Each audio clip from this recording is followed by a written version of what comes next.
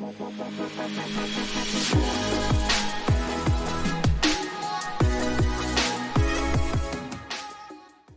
this is Bill Bice. I'm here with Rebecca Sattin. Rebecca, it's great to see you. Great to see you too, Bill. I hear so many great things about you, both in the industry and from firms that you've worked with. So I'm excited for us to have this conversation. So give us a little background. Like, I know you spent a lot of time in law firms, and now you've switched to the dark side and you're on the vendor side. So give us a little perspective on that. I started working in law firms when I was young enough that I was very intimidated by all the lawyers, and it was long enough ago that I remember when not all lawyers had computers. And I worked in law firms mostly in Southern California until 2015, when I joined Worldox as CIO. And held that position until we were acquired by NetDocuments in this past October, where I am now Senior Director, Customer Success Operations. Which seems like a great place for you to be, given how much you know about how law firms operate and should, maybe more importantly, should operate. So I want to go there right away. So let's talk about your experience with information governance and what you see firms doing, what they should be doing, what you've learned. Well, I am quite opinionated on this topic. So even when I worked at my law firm, it's not a popular conversation to have with lawyers. Lawyers tend to want to never delete anything. They want to keep their data forever, especially their electronic data. Back when I worked in law firms, the last firm that I worked for, I did initiate a conversation with them about retention policies and what we should be doing. You know, if your client engagement agreement states that you're going to either destroy a file 7 or 10 years after the matter has been closed, I think a lot of lawyers are thinking that you're just talking about the paper file. And as soon as you start mentioning, well, it's just the file, so that includes the electronic file, that starts to make them very nervous, because, of course, they all want to have that data for reference and hold on to it forever. Why is it important to have retention policies around this? Well, the more data you have, you know, you're responsible for protecting that information. So if you keep everything forever, then you're responsible to protect that data forever.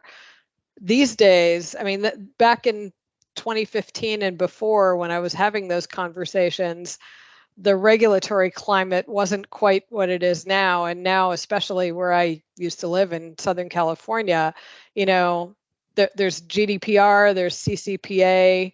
I mean, there's all kinds of different regulations coming out about, you know, how long you store information about people. And that includes the information that you're storing in your DMS about people. I mean, if you're still actively working on a case, then clearly you need that information. But once you're no longer actively engaged in working on that case, then you need to be aware of that. And I mean, sure, if the client says, no, I want you to keep that data forever, then I guess you're okay.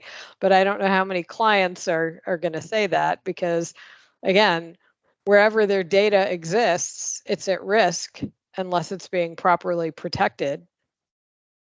Right. One of the things that you've talked about is that you have to know where the data is, otherwise there's no way for you to keep it safe. Yes, exactly. And keeping that data safe, I mean, again, you know, I keep mentioning these things that bring up that I'm old. But back in the day when I first started working in law firms, the paper file was everything. And people with the advent of email, people started printing emails to put the copy of the email in the paper correspondence file because you had to keep everything. If it was client correspondence, even if it was, electronic, it still had to go in the file. And somewhere along the way, people started putting in document management systems, and that became, it didn't completely take the place of the paper file in a lot of cases, but really it did. And some people started moving their email conversations into the document management system, but not with the same I want to say obsessiveness that that they used Some of to the have. discipline got lost in the transition. Yes, Yeah. exactly. And some people are still that disciplined about putting those emails into the document management system, and that is only going to serve them well because, one of the nightmare situations that I've had to deal with is that, if you're not putting your email messages pertaining to that client into the document management system, what if a lawyer leaves the firm? These days, everybody's using Exchange Online. So if that person leaves the firm, first of all, you're paying for that person's Office 365 licensing. And you don't want to pay for that indefinitely if they no longer work for the firm. But if they never moved any of their email into the document management system and it's all sitting there just in that mailbox, are you going to take a paralegal away from billable work to have them go through that email and move everything that's relevant into the document management system? That adds risk, that adds expense, that adds all sorts of problems that nobody wants to deal with. Or are you going to pay for it for the next 10 years in case you ever need it? Yeah.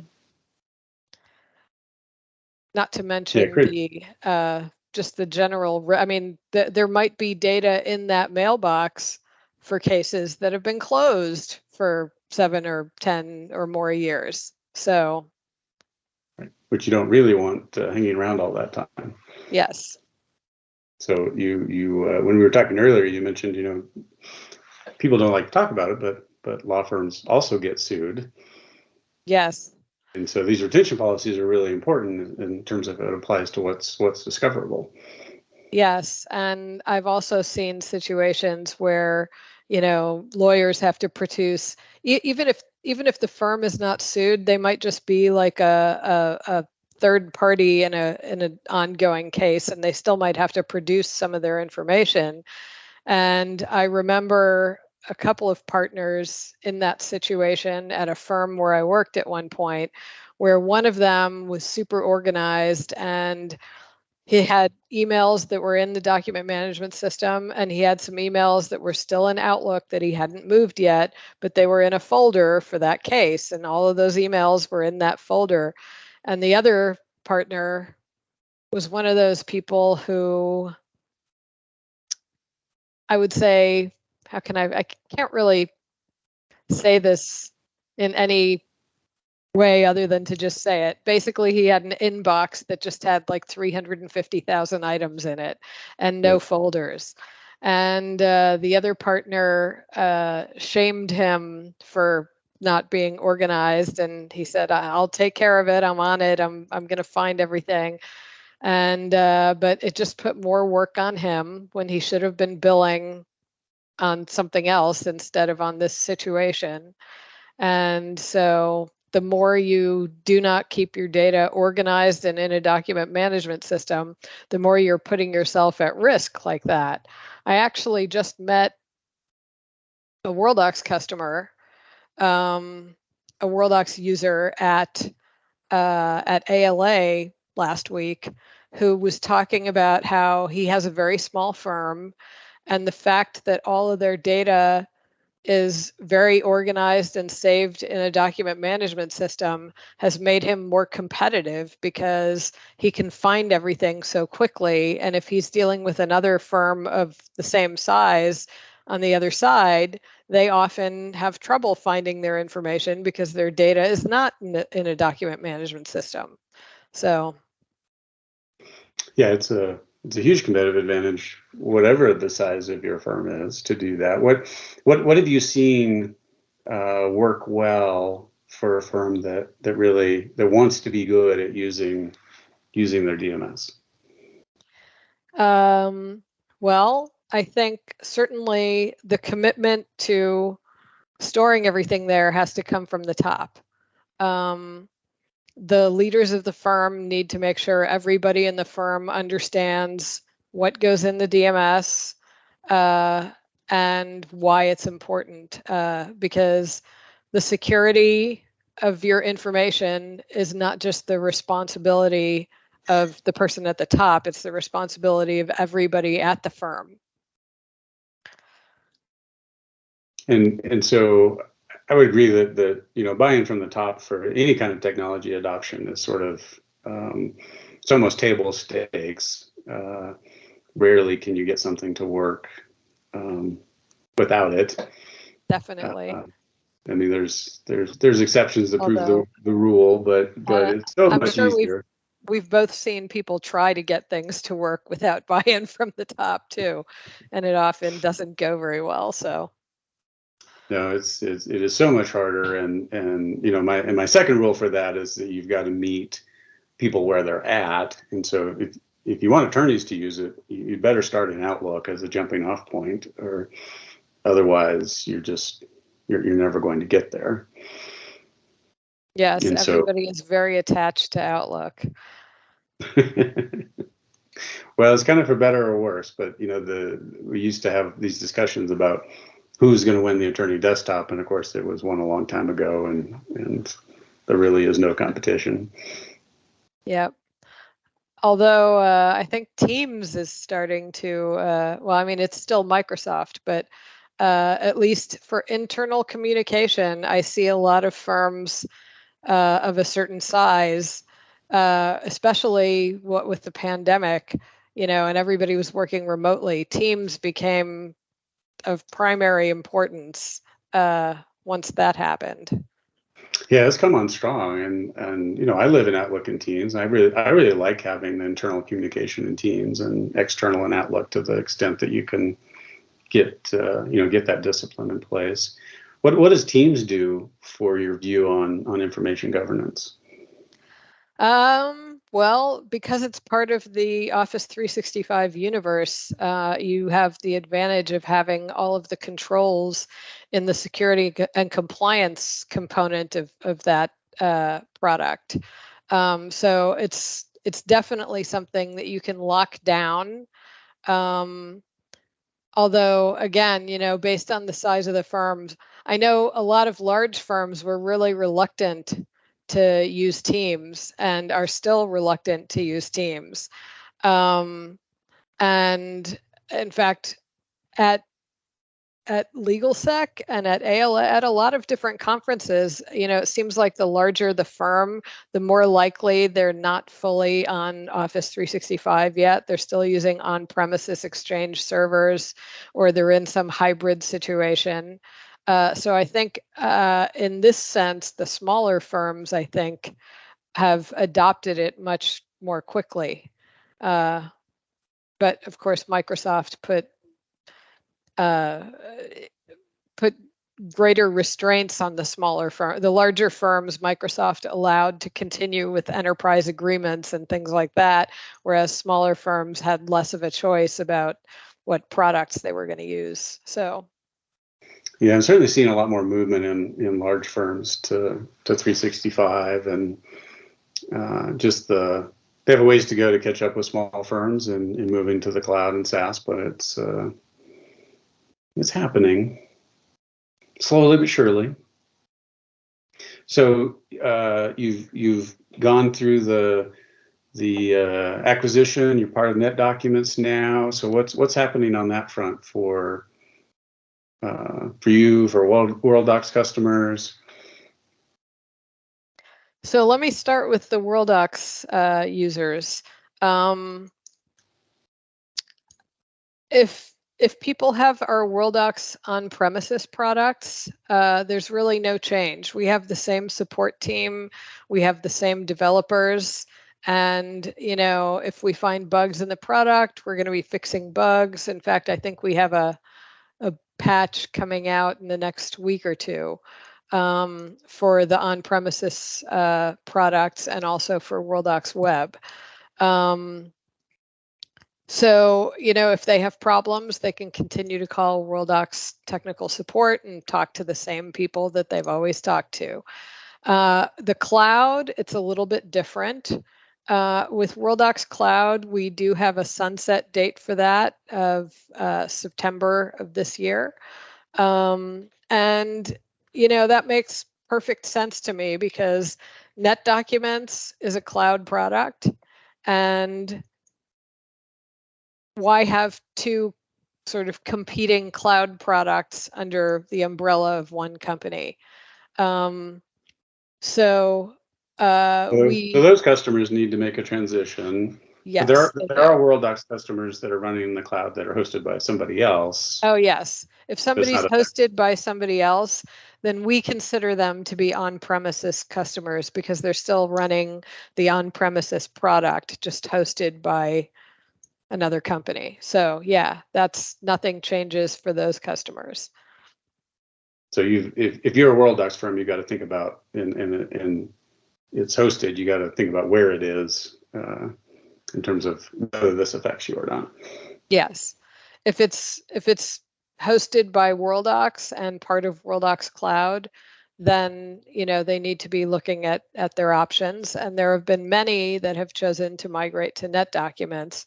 One of the advantages actually to migrating to, I mean, there are many advantages to migrating to NetDocuments, but because we now have the Worldox developers and the NetDocuments developers working together, they've been able to put together ways to streamline the migration process. I mean, it was never a difficult process, but they've made it a lot easier and a lot more seamless for Worldox customers. Yeah, and we integrate with both, of course, and so we've seen exactly that that transition. And actually, that's one of the biggest concerns when customers talk to us about a migration process is, all of the things that integrate with Worldox, they want to make sure that if they're going to migrate to NetDocuments, they can still use those same other products. So like your products. So that's definitely been a big concern. Yeah, NetDocs has a great API and it's easy to integrate with. So I'd imagine the answers are pretty good on that front. Mm-hmm. So the other things that have affected you in this, I mean, you've kind of gone through stages here of going from the law firm side to Worldox, which was relatively small company within the legal tech sphere as a whole. Now you're part of a much larger company. Any learnings or experience from that you find interesting? Going from a law firm to the dark side, as you stated, was definitely, I would say, maybe not exactly what I expected, because law firms work in a particular way. I mean, I'm not saying that. Well, what am I saying? So, working for Worldox, it was a good transitional place for me to be because Worldox is not so. We didn't have an internal sales team. Okay, so a lot of what I got to do working with Worldox was what most people would consider to be consulting. Because of my experience, I worked with a lot of Worldox customers and often was in a position to give them advice on things that maybe only peripherally had to do with document management, but because I had the experience that I had, I was able to advise them on other products. And I saw a trend happening during my tenure at Worldox where a lot of law firms, like if they worked with a lot of healthcare, if they were the lawyers for healthcare companies, if they were going to bring in an IT director, they would often bring them in from healthcare instead of from another law firm. Like back when I worked in law firms, if you didn't have law firm experience, nobody wanted you to work there because you had to know how law firms work. But with the greater demands from clients for security, and security because they have to deal with regulations like HIPAA and things like that. Now the law firms wanted to bring in people who had the understanding of that regulatory environment. So we would have Worldox customers who would bring in an IT director from healthcare who knew nothing about how law firms worked. And based on my experience, I would end up often spending time with them and sharing some information so that they could essentially hit the ground running.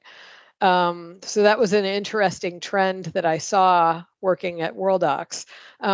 But when the acquisition happened, it was interesting because the two companies, a lot of people would say they're completely different. And one of the ways they are different is just that, NetDocuments definitely has a much greater focus on a sales team. They have an inside sales team, whereas Worldox didn't. And that was one of the biggest changes for me. But the resellers, the people who did all of the implementations of Worldox, a lot of them also work with NetDocuments. So I'm essentially working with that same group of people. And the two companies as well, both, I would say, had similar beginnings. They both started with, a developer with an idea and family-owned companies that grew from there. And so that was something that we had in common. And there are definitely people who work at NetDocuments who have been around for quite a number of years, just the same as with Worldox, where there have been people who have, Worldox was 35, 36 years old, so which is, ancient in software. Oh, it is. I remember working with Tom way back when. It was really interesting for the Worldox partners because many of them had already started working with NetDocuments, and so it made a very smooth transition for them. The whole thing made a lot of sense. Yep. So Definitely. are you seeing benefits to the customers now as part of a larger company? I mean, there's NetDoc's certainly on a different scale. It's raised a lot of money. It's pretty significant company. Well, on the software side of things, I see the work that we're doing, with NetDocuments on new products that I'm very excited about. One of those products is something called Pattern Builder, which is document automation. And I first saw it before the acquisition happened, and I, I couldn't help but it almost made me long for the days that I was at the law firm because I thought of all these different uses for it and how fun it would be to put those things together. Basically, you create apps within the software that automate processes. And something that has just come out this week, maybe, is data tables. So you can actually store some of the information that you're going to reuse in your automated processes. And so that's something we're very excited about. Yeah, document automation is pretty obvious extension for document management. So it's kind of surprising that it's just now happening in one sense.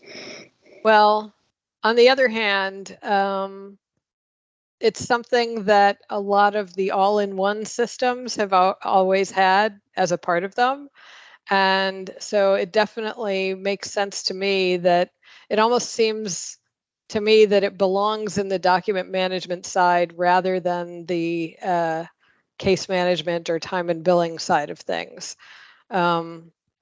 because you have your documents. I mean, that's where your documents are going to be stored. So it makes sense to also have the processes that are creating them live there. Yeah, the key is going to be really good database integration there, because that same data that's used for creating documents is used in other places. One of the problems we have in legal tech over and over again is just storing the same data in multiple systems, and at some point we've got to actually solve that problem. Yep. I think that's not just a problem in law firms. I think that's a problem in every industry. Well, I totally agree.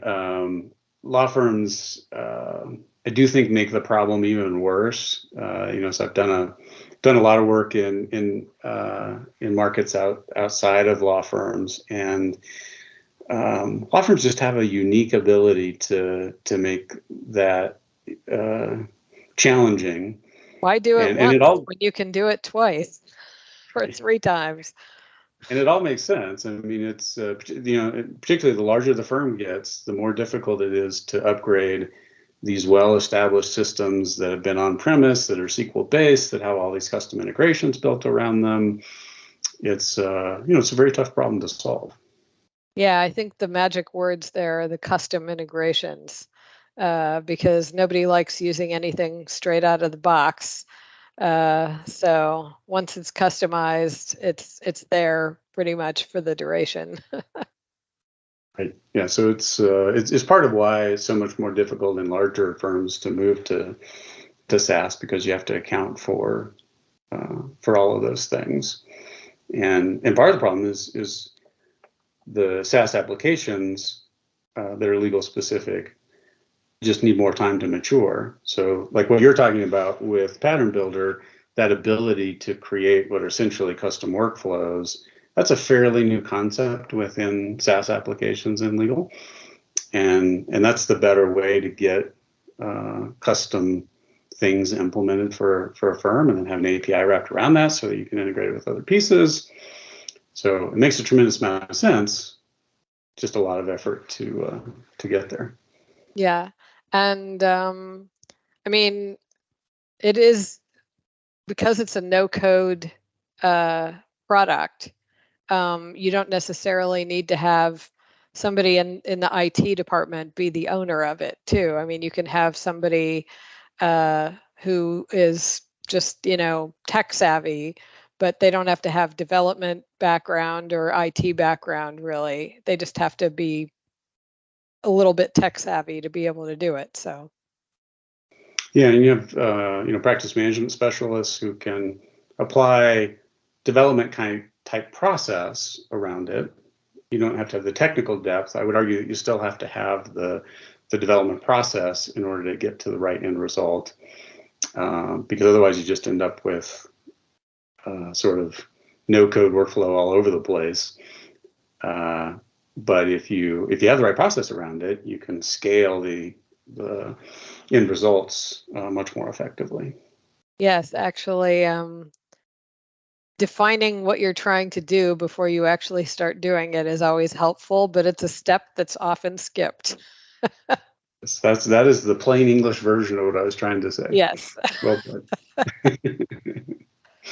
The crucial missing step in so many things, but in technology. Well, Rebecca, this has been a lot of fun to catch up with you. I love all the things that we have tackled. Thanks for spending the time with us. You're welcome. I enjoyed it too. I never get to just sit down and chat with people these days, so this is fun. Well, you should, because you have so much experience to share with everybody. Be happy to do it again sometime. Thanks.